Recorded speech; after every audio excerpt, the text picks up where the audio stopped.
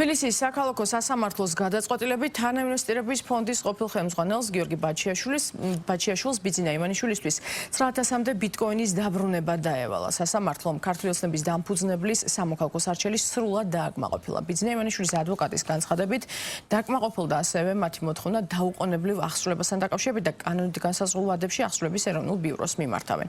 სასამართლოს გადაწყვეტილებას არ ეთანხმება და გასაჩივრებას გეგმავს დაცვის მხარე.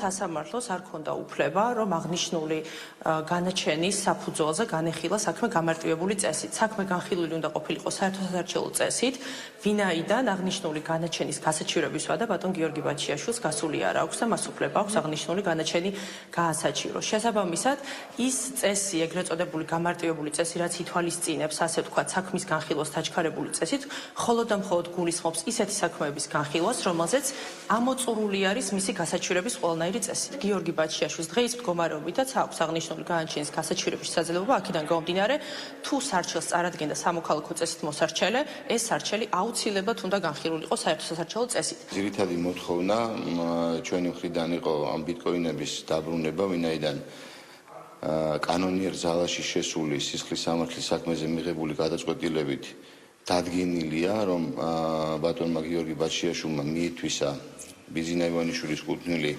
900-მდე ბიტკოინი და შესაბამისად ეს იყო ძირითადი მოთხოვნა, რაც დააკმაყოფილდა.